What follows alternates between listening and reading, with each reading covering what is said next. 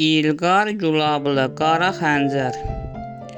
Getdik araşdırdıq, başqa adamlar çıxdılar.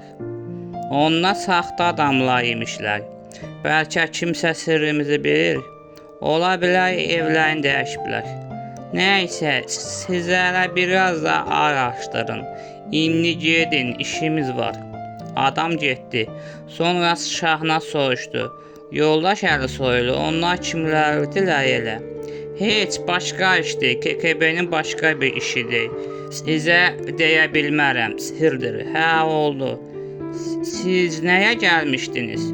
Şahnaz və Aygun donub qaldılar. Onlar bir-birlərinə baxıb nə deyəcəklərini düşündülər. Birdən Şahnaz dilləndi. Mən Firudun barədə danışmağa gəlmişəm. Yəni Qara Xəncər. Qara Xəncəri nə edək? Son vaxtlar yenə fəallaşıb. Onun kim olduğunu bilsək də, hələ də onu tuta bilməmişik. Amma o bizim 80 adamımızı öldürüb. Ondan əvvəl də 60 adamımızı öldürmüşdü. Kim olduğunu bilməyəndə indikindən daha az adam öldürmüşdü. İndi onların cəmi 140 nəfərdir. Yenə böyük generallarımız var. 60 nəfərin 15-i, 80 nəfərin isə 25-i generaldır. Cəmi 40 general. 100-də elə-belə adam öldürüb. Qarşısını almasa hamımızı qıracaq. Mənə bir vəzifə verin. Gedim onu öldürüm. Qızım, hələ tezdir. Vaxtı gələndə biz özümüz onu tapıb öldürəcəyik. Sən heç darıxma. Sən öz öhdənə düşən vəzifəni yerinə yetirmisən. Biz sənin sayəndə həm Qara Xəncərin kimliyini öyrəndik, həm də dövlət çevrilişinin qarşısını aldıq. Mən həyatımı sənə borcluyam. Həm Qara Xəncəri tapmaq və öldürmək o qədər də asan iş deyil. Adam tək başına bütün SSR-yə meydan oxuyur. Yaxşı, sizin vaxtınızı aldıq, üzr istəyirik. Yox, qızım, problem deyil. Çox sağ olun, icazənizlə. Siz də sağ olun, qızlar, icazə sizindir, buyurun. Onlar durub getdilər. Əhmədin maşınına minib öz idarələrinə getdilər. Yolda Əhmədə hər şeyi danışdılar. Onların üçü də Şahnazın idarəsində masanın qarşısında oturub fikirləşirdilər. Şahnaz başda oturmuşdu. Əhməd və Aygun da onun qarşısında. Onlar nə edəcəklərini, bu işi necə həll edəcəklərini düşünürdülər. Birdən Aygun dilləndi.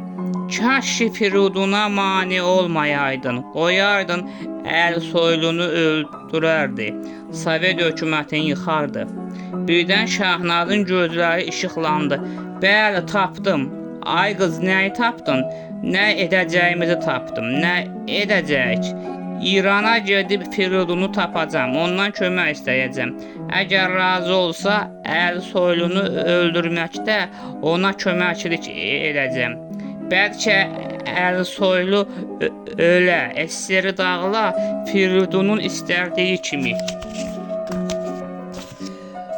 Müstəqil kapitalist Azərbaycan Respublikası yarana ki, biz bu təxribatın qarşısını alaq.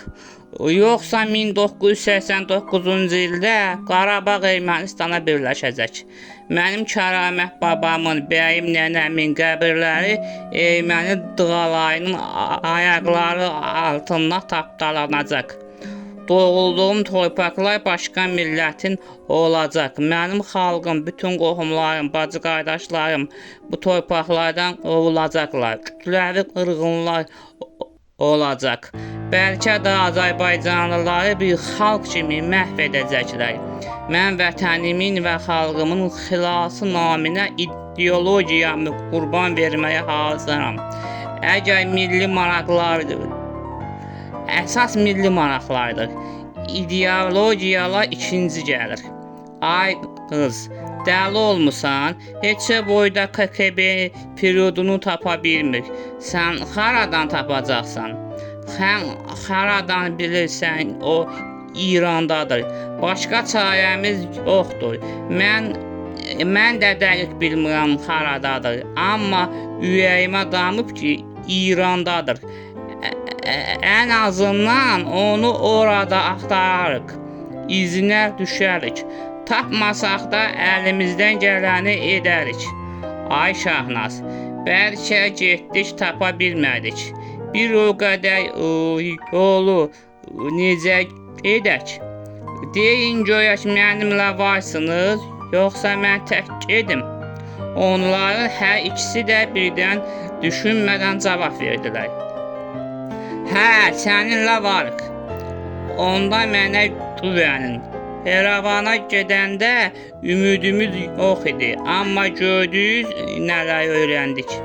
Onlar planlaşdırıb fevralın 1-i İrana getmək qərarına gəldilər. Şahnaz yenə Arazı Annaya əmanət etdi. Əhməd və Aygün də maşında onu gözləyirdilər. Axşam saat 24:00-da evdən çıxdılar. Saat 06:00-da Qaryagin rayonuna çatdılar. Oradan da İrana keçdilər. Şahnaz özü bəri başdan göstəriş verib sərhədləri qoruyan əsgərlər özləri şərait yaratsınlar keçməyə. Onlar rahatlıqla İrana keçdilər. Çantalarında İran pasportları da var idi. Saat 10-da Təbrizə çatdılar. Yollar çox çətin idi. Hər tərəfdə kütləvi mintiklər var idi. Şah yanvarın 10-da müalicə bəhanəsi ilə Misrə qaçmışdı. Qaçmamışdan əvvəl müxalifət lideri Şapur Bəxtiyarini baş nazir təyin etmişdi.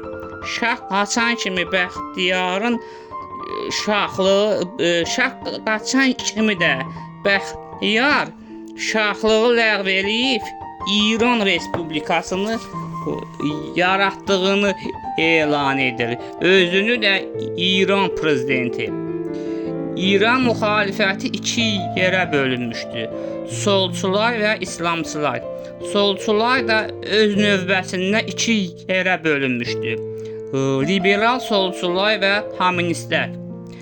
Qərb liberal solçuları, SSR isə kommunistləri dəstəkləyirdi. Bəxtiyari liberal sol partiya olan İran Milli Cəhbəsinin sədri idi. Məhəmməd Müsəddiqdən sonra partiyanın sədri o olmuşdu. Şah müxalifəti bölmək və onları bir-birinə qırdırmaq məqsədi ilə Bəxtiyarini baş nazir seçmişdi. Şahın qaçdığı gün İslamçıların lideri Ruhullah Musəvi, İmam Xomeyni Fransadan bir təyyarə ilə Tehrana gəldi. İndi ölkədə 3 qüvvə var idi. Bəxtiyari hökuməti, kommunistlər və İslamçılar. İslamçılar Bəxtiyari hökumətini tanımır və şəriət qanunları ilə İranda İslam dövləti qurmaq istəyirdilər. Təbrizlilərin çoxu onların tərəfdarları idilər. Əhməd maşını bir ağacın kölgəsində saxlayıb 1-2 saat yatıb dincəldi. Şahnaz və Aygün də yatdılar. Saat 08:00-da yuxudan durub bir restorana